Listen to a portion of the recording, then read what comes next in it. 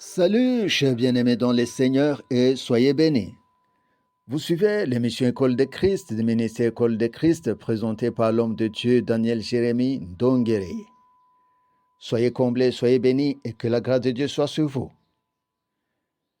Je vous rappelle que nous sommes à l'étude de la vie de Jésus tel qu'il a vécu ici-bas, afin que nous la pratiquions. Amen. Et aujourd'hui, nous sommes à notre 22e numéro intitulé « Conduit par l'Esprit ». Amen. Soyez les bienvenus. Nous sommes en train d'étudier la vie de Jésus sur terre afin que nous la pratiquions. Luc 4, verset 1er nous dit « Jésus, rempli du Saint-Esprit, revint du Jourdain, et il fut conduit par l'Esprit dans le désert. » Alors, si Jésus fut conduit par l'Esprit, eh bien, nous devons nous ranger derrière lui. C'est bien normal. Mais avant même d'arriver à Jésus, partons d'abord des origines. En effet, nous devons savoir qu'à l'origine, Dieu a créé l'homme pour qu'il ne se conduise ni ne se gère, mais qu'il soit entièrement conduit et géré par Dieu seul.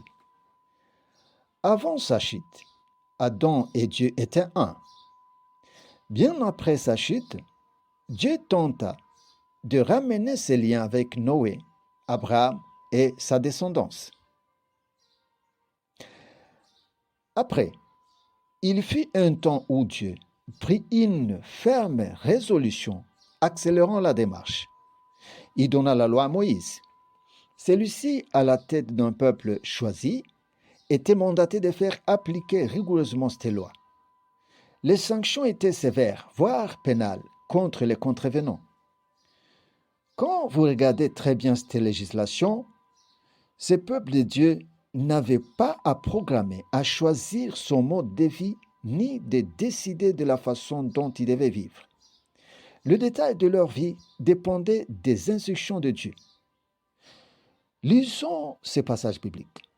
Psaume 32, verset 8. « Je t'instruirai et te montrerai la voie que tu dois suivre.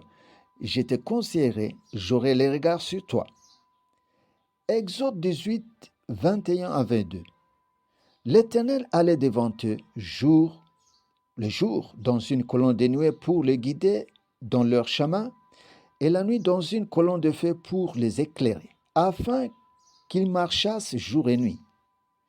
La colonne de nuée ne se retirait point de devant le peuple pendant le jour, ni la colonne de feu pendant la nuit. Alléluia! Tous ces passages bibliques et bien d'autres nous montrent que Dieu veut conduire et gérer nos vies et non nous.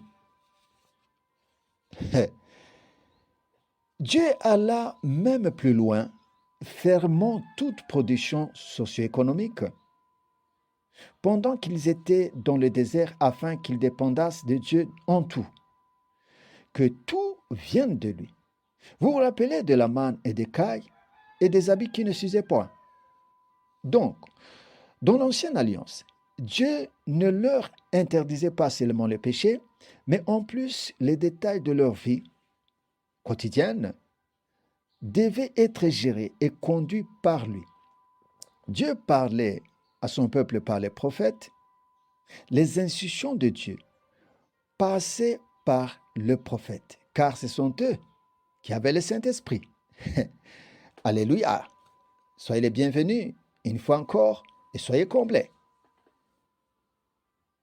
Allons à la Nouvelle Alliance.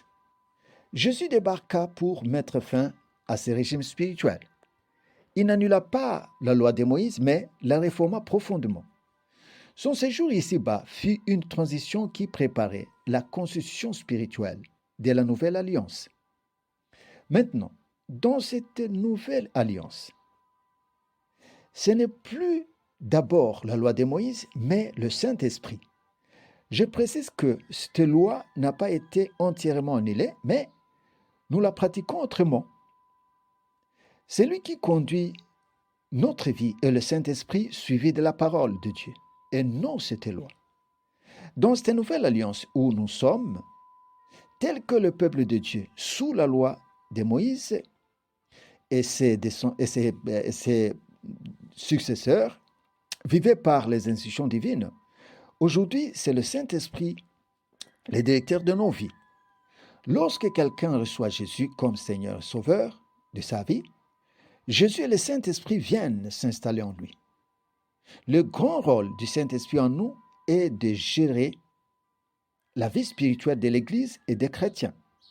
En plus, Dieu, par le Saint-Esprit, gère les détails de nos vies, pas seulement la vie spirituelle. Lisons Romains 12, verset 2. Ne vous conformez pas au siècle présent, mais soyez transformés par le renouvellement de l'intelligence, afin que vous discerniez quelle est la volonté de Dieu, ce qui est bon, agréable et parfait. Galates 5, verset 16. J'ai dit donc, marchez selon l'esprit et vous n'accomplirez pas les désirs de la chair. Amen. Ces deux versets signifient quoi? Signifient une chose, être conduit par Dieu. Maintenant, allons un peu plus en profondeur. Être conduit par l'Esprit signifie que tu laisses le Saint-Esprit ou Dieu programmer et diriger ta vie.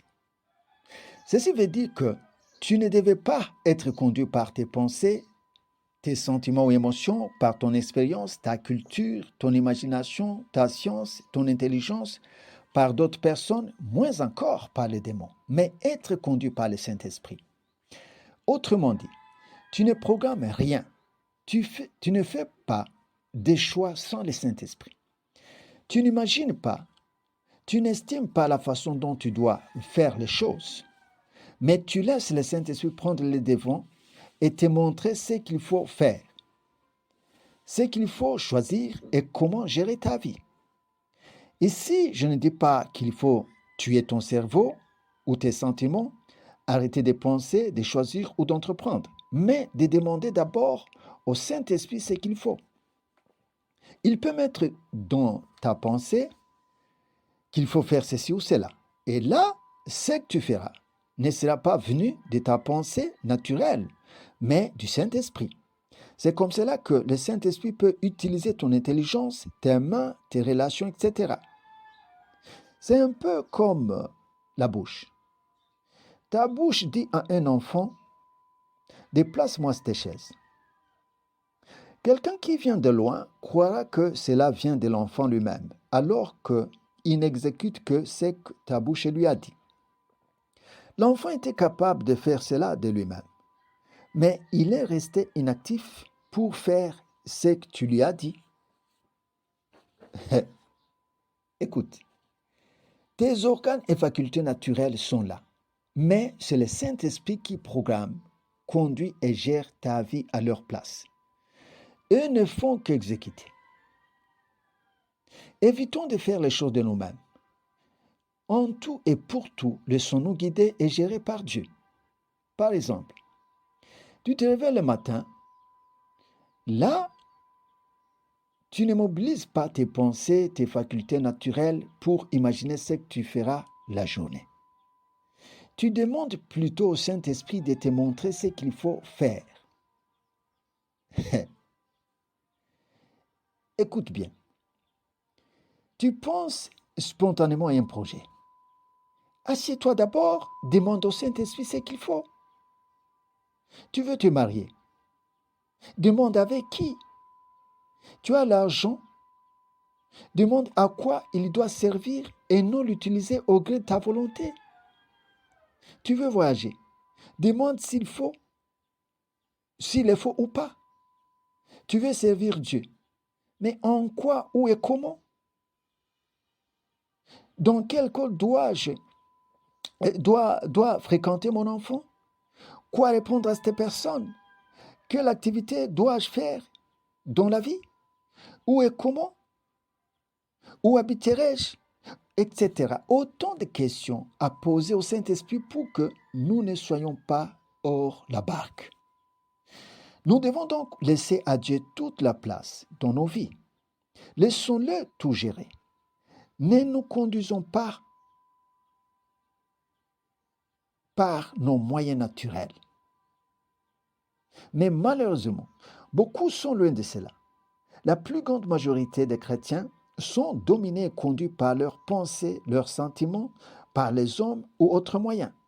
Ils n'ont pas le temps de demander au Saint-Esprit ou ils ne savent pas comment il parle. Justement, tu dois savoir comment Dieu parle. Bon, c'est un autre sujet. Ok, savez-vous les merveilles d'être conduit par le Saint-Esprit?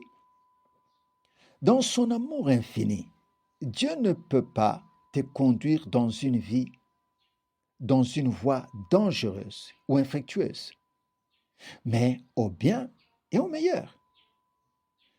C'est ce que l'homme ne comprend pas. Lui croit que ses capacités naturelles sont mieux que les directives de Dieu. C'est bien le contraire. Quand tu es conduit par Dieu, il ne te conduira pas à un accident, à un échec ou au malheur. Même si cela arriverait, ce malheur accouchera d'un grand bien, tel Daniel dans la fosse au lion. Quand on fait ce qui vient du Saint-Esprit, on est léger et on a la paix. Globalement, Dieu ne peut nous conduire que sur la voie des bénédictions, des protections, des paix, bref, au bon port. Par contre, tu veux te conduire en dehors de Dieu. D'abord, tes moyens naturels ou autres sont limités. Ces moyens naturels sont incapables de voir tes ennemis spirituels pour les éviter, incapables de découvrir où sont tes meilleures opportunités pour les saisir, etc. C'est à cause de cette indépendance vis-à-vis de Dieu que les hommes se voient victimes des combats, d'échecs, des malheurs, des problèmes, etc. Car ils se sont confiés en eux-mêmes. N'est-ce pas qu'il est dit, maudit soit l'homme qui se confie dans l'homme? Ah, que Dieu nous aide. Mais pourquoi Dieu a voulu ces règlements d'être conduits par lui? D'abord, il a voulu cette convivialité. D'autre part, c'est pour notre bien. Il a vu que dans ce monde hostile, avec nos imperfections et fragilités, nous sommes incapables de nous faire vivre, de surmonter tous les défis de ce monde par nous-mêmes. Ainsi, il a choisi de prendre notre vie en main pour nous guider et nous gérer. Alléluia. Revenons sur Jésus. Sa vie ne fut conduite que par le Saint-Esprit. Il ne faisait rien de lui-même. Tout venait du Père. Mais soyons comme lui. Quittons la chair et tous les moyens humains pour ne dépendre que de Dieu seul. Alléluia. Bien-aimés, soyez bénis, soyez comblés. J'espère que vous avez tout suivi. Il ne reste qu'une seule chose, d'être conduit par l'Esprit. Alléluia. Que Dieu soit loué. Alors, ne ratez surtout pas le prochain numéro et soyez bénis, soyez comblés. À la prochaine.